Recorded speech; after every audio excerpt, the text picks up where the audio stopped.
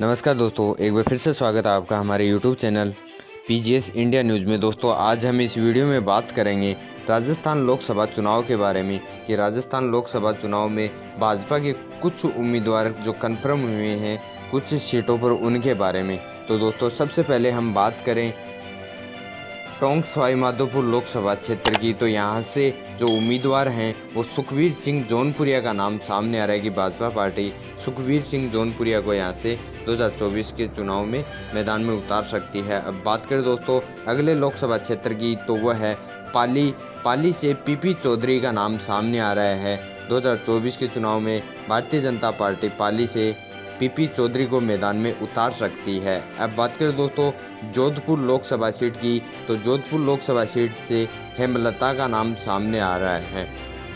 अब बात करें दोस्तों अगली लोकसभा सीट की बाड़मेर जैसलमेर की, तो यहाँ से महंत प्रतापपुरी का नाम सामने आ रहा है।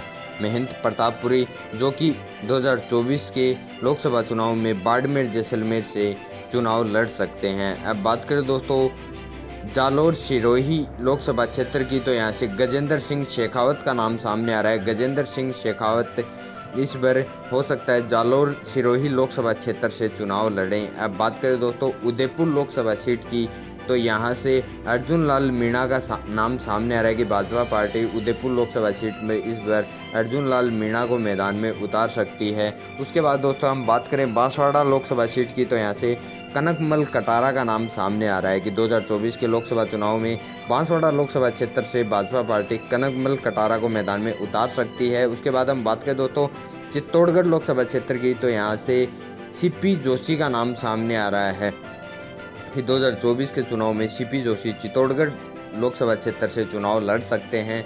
उसके बाद हम दोस्तों बात करें राजसमंद की, तो राजसमंद से ओम माथुर का नाम सामने आ रहा हो और ओम माथुर के साथ साथ में राजेंद्र राठौड़ का नाम भी सामने आ रहा है कि राजसमंद लोकसभा क्षेत्र से इन दो उम्मीदवारों में से किसी एक को भाजपा पार्टी मैदान में उतार सकती है। उसके बाद हम बात करें दोस्तों भीलवाड़ा लोकसभा क्षेत्र की, तो यहाँ से सुभाष चंद्र बहरिया का नाम सामने आ रहा है कि 2024 के लोकसभा चुनाव में भीलवाड़ा लोकसभा क्षेत्र से सुभाष महरिया को मैदान में उतारेगी भाजपा पार्टी। उसके बाद हम बात करें दोस्तों कोटा लोकसभा क्षेत्र की, तो कोटा लोकसभा क्षेत्र में एक बार फिर से ओम बिरला को ही मैदान में उतारा जाएगा। ओम बिरला जो कि कोटा लोकसभा क्षेत्र के वर्तमान सांसद हैं। अब बात करें दोस्तों झालावाड़ 12 लोकसभा क्षेत्र की, तो यहाँ से वसुंधरा राजे को मैदान में उतार सकती है इस बार भाजपा पार्टी 2024 के लोकसभा चुनाव में। अब बात करें दोस्तों गंगानगर लोकसभा क्षेत्र की, तो गंगानगर लोकसभा क्षेत्र से निहाल चंद मेघवाल का नाम सामने आ रहा है। उसके बाद हम बात करें दोस्तों चूरू लोकसभा क्षेत्र की, तो चूरू लोकसभा क्षेत्र में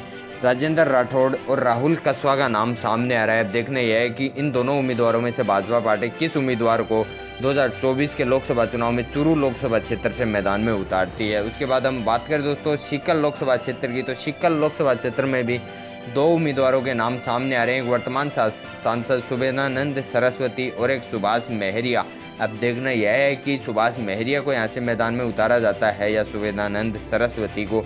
सुभाष महरिया जो कि 2019 के चुनाव में कांग्रेस की तरफ से लोकसभा चुनाव सीकर लोकसभा क्षेत्र से चुनाव लड़ा था, लेकिन वो चुनाव हार गए थे, लेकिन उन्होंने भाजपा पार्टी ज्वाइन की और इस बार उन्हें सीकर लोकसभा क्षेत्र से मैदान में उतारा जा सकता है। अब बात करें दोस्तों अलवर लोकसभा सीट की, तो यहाँ से एक बार फिर बाबा बालकनाथ का नाम सामने आ रहा है कि 2024 के लोकसभा चुनाव में एक बार फिर से अलवर लोकसभा क्षेत्र से बाबा बालकनाथ को मैदान में उतार सकती है भाजपा पार्टी। बात करें दोस्तों भरतपुर लोकसभा सीट की, तो यहाँ से रंजीता कोहली का नाम सामने आ रहा है।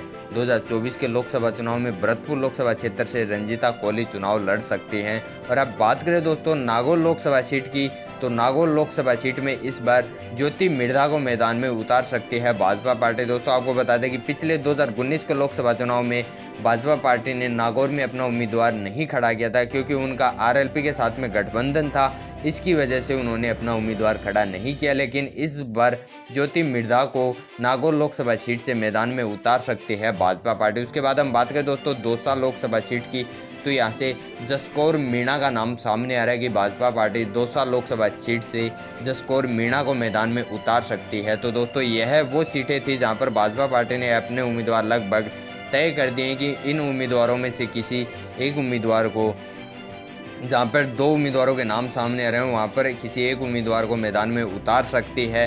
तो दोस्तों, अगर आपको जानकारी अच्छी लगी तो वीडियो को शेयर करें और ऐसी और जानकारी पाने के लिए हमारे चैनल को सब्सक्राइब जरूर कर लें। धन्यवाद।